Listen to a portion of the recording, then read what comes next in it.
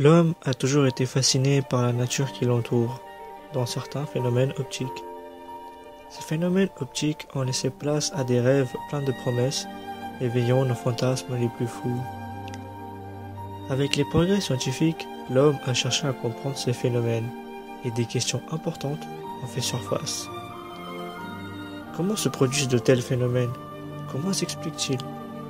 Nous tenterons de vous apporter une réponse claire et concise à ces questions à travers 3 phénomènes évidents et fondamentaux de l'optique physique, qui est une branche de la physique, prenant en compte la nature ondulatoire de la lumière.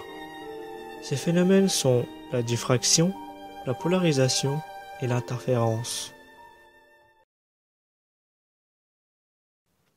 La couleur des ailes de papillon est l'objet de fascination et de mystère. Certains papillons, comme le morphoréténor, doivent leur magnifique couleur au phénomène d'iridescence. Au début du XXe siècle, l'origine de la couleur du morphoréténor opposa les physiciens Michelson et Rayleigh. Selon Michelson, la couleur des ailes proviendrait de pigments, tandis que Rayleigh défend l'idée de couleur interférentielle due à la structure bien particulière de l'aile. Un microscope électronique aurait permis de les départager. Toutefois, il est apparu qu'en 1932. Qui a donc raison? Nous vous proposons de réaliser 2 expériences à l'échelle macroscopique qui ont permis de trancher entre ces 2 hypothèses. Nous allons vous présenter la diffraction par réseau et les interférences sur couche mince. Qu'est-ce que la diffraction? Une lumière est une onde électromagnétique que l'on peut caractériser par sa longueur d'onde lambda. Lorsqu'une onde rencontre un obstacle de l'ordre de grandeur de lambda, il y a un étalement de ses directions de propagation. C'est le phénomène de diffraction. Ce phénomène est réalisable grâce à un réseau optique de diffraction. Le réseau de transmission est caractérisé par son pas, c'est-à-dire la distance entre 2 fentes successives et parallèles. Chaque fente diffracte la lumière. Les rayons issus des différentes fentes interfèrent entre eux. On peut alors observer une suite de taches lumineuses. Lorsque nous éclairons un réseau avec un laser, la lumière incidente est parallèle et monochromatique.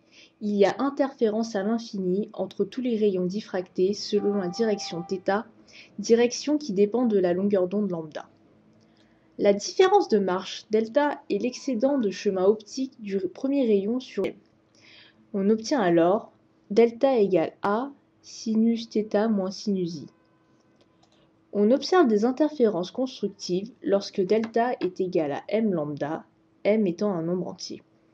Les ondes sont en phase et l'intensité lumineuse est maximale. Nous obtenons la formule des réseaux avec m l'ordre d'interférence et lambda la longueur d'onde de la lumière incidente. Nous souhaitons déterminer la structure de l'aile du morphoréténor. Observons ce qui se passe lorsque nous éclairons l'aile de ce papillon avec un laser monochromatique. Sur un banc optique, nous pointons un laser sur un écran. Puis nous interposons l'aile du papillon sur le trajet du laser.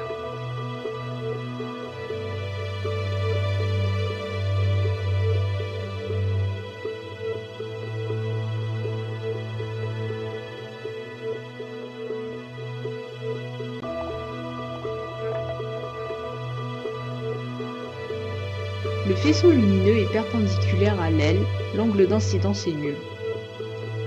Nous pouvons observer une figure lumineuse appelée figure de diffraction. Nous distinguons en effet une série de points lumineux alignés et horizontales, dont une tache centrale. L'aile du morphoréténor est un réseau en transmission. Simplifions notre formule des réseaux car l'angle d'incidence est nul et l'ordre d'interférence étudié est de 1. Nous avons tous les éléments pour trouver le pas du réseau A.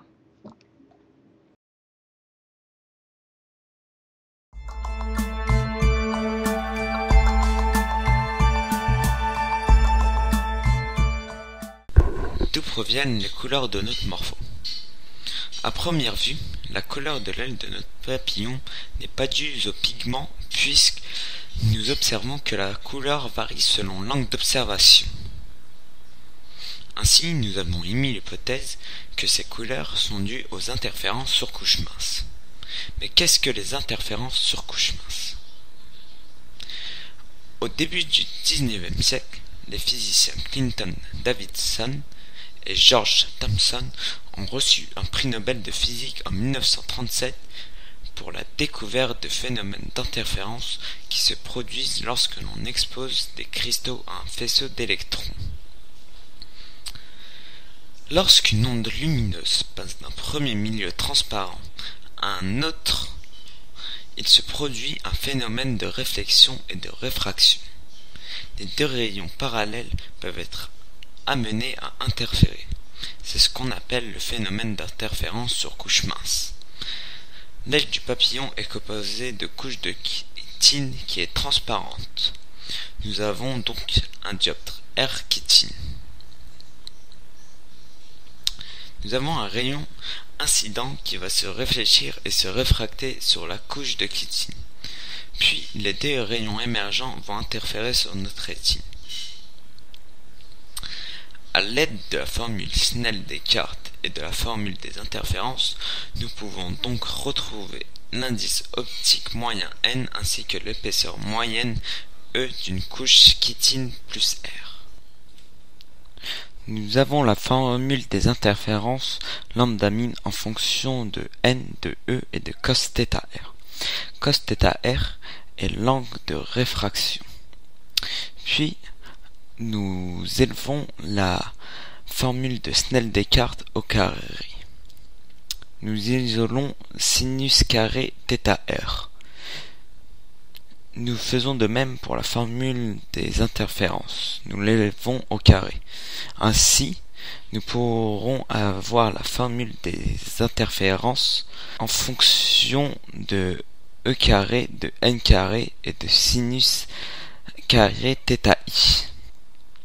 Ainsi, nous pourrons tracer la droite lambda carré min en fonction de sin carré θi, grâce au spectre de réflexion sur l'aile du morpho pour différentes incidences.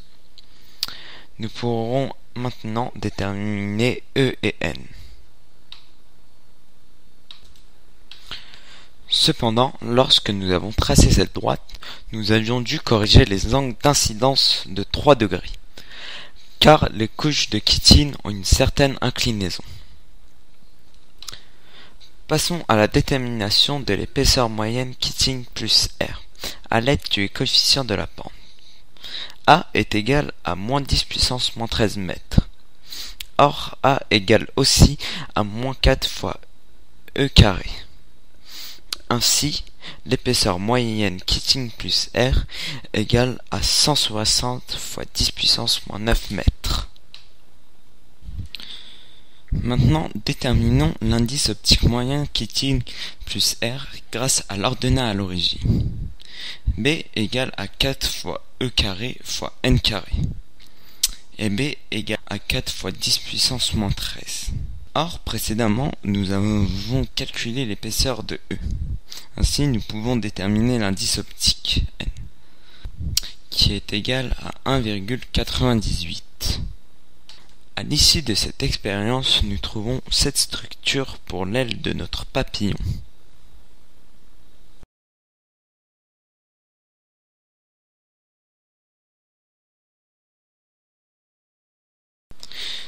Dans une dernière expérience, nous allons changer l'indice du milieu de l'aile en propulsant de l'acétone. En projetant de l'acétone sur l'aile, nous observons un changement de couleur, ce qui confirme la présence d'air entre chaque couche de chitine. Précédemment, nous avons déterminé le pas et l'épaisseur E d'une couche de chitine et d'air de l'aile du morphoréténor. Grâce à l'expérience de l'acétone, nous pouvons en déduire que l'aile de notre papillon n'est pas constituée d'une unique couche de chitine. En aspergeant d'acétone, nous sommes parvenus à modifier l'indice de l'aile. Il y a donc plusieurs couches de chitine séparées entre elles par une couche d'air. Cette illustration représente la structure de l'aile que nous avons trouvée à l'aide de l'expérience de la diffraction et de l'expérience de l'acétone, où D représente le pas du réseau et E l'épaisseur d'une couche de chitine et d'air. Ainsi, en confrontant notre schéma à une image de la structure de l'aile de notre papillon vue par un microscope, nous observons que notre schéma est en adéquation avec la réalité, puisque nous remarquons que nous avons bien plusieurs couches de chitine séparées entre elles avec des couches d'air. La couleur est structurelle chez l'aile du Morphoretenor. L'hypothèse de Riley est donc validée.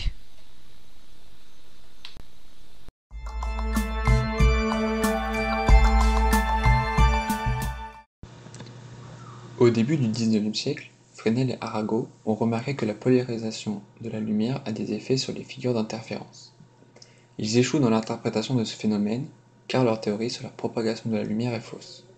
En effet, ils pensaient que la propagation d'une onde longitudinale nécessite un milieu de propagation. Or, de nos jours, on sait que la lumière peut se propager dans le vide. Il faudra attendre la théorie de Maxwell sur l'électromagnétisme pour résoudre ce problème. Nous vous avons montré dans cette expérience que la lumière peut être polarisée circulairement dans un sens précis et comment faire pour pouvoir l'observer. La lumière est une onde électromagnétique. Elle est donc constituée d'un champ magnétique et d'un champ électrique. On peut déterminer le champ magnétique à partir du champ électrique, ainsi par convention, on ignore le champ magnétique. On rappelle qu'une onde, comme par exemple la lumière, possède une longueur d'onde lambda. Selon le déphasage entre l'axe X et l'axe Y du champ électrique, la lumière peut être polarisée circulairement. Ici, le déphasage de lambda sur 4 entraîne une polarisation circulairement vers la droite.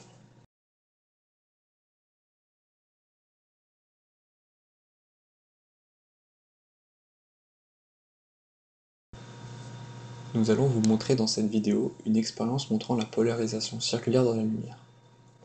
Nous utiliserons une espèce appartenant au coléoptère, le Cetonia aurata ou cétoine dorée. La structure de sa carapace a la particularité de polariser circulairement la lumière dans un sens précis. Nous l'utiliserons comme polariseur durant notre expérience. De plus, nous utiliserons des lunettes 3D comme filtre. Le verre de droite laisse passer la lumière polarisée circulairement vers la droite uniquement, tandis que l'autre verre laisse passer la lumière polarisée circulairement vers la gauche. En théorie, nous observerons à travers nos lunettes la couleur verte du coléoptère dans l'un des verres, tandis qu'il sera noir dans l'autre. Ici, on observe bien la couleur du coléoptère à travers le verre gauche de la lunette 3D, tandis que le coléoptère est noir dans le verre droit.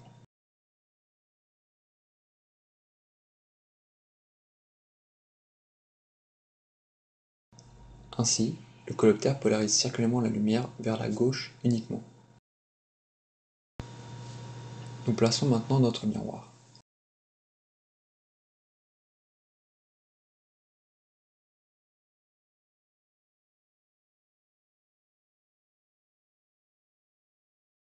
On constate qu'à travers le verre gauche de la lunette 3D, le coléoptère est de couleur verte, tandis que son image, à travers le miroir, n'a pas de couleur.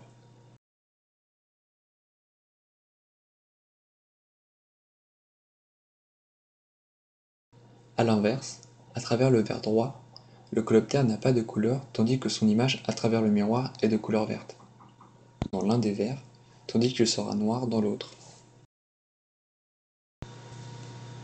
Notre théorie se confirme. Nous avons bien un coléoptère vert à travers le verre gauche de nos lunettes 3D, tandis que son image à travers le miroir, qui est polarisée circulairement vers la droite, est observable à travers le verre droit de nos lunettes.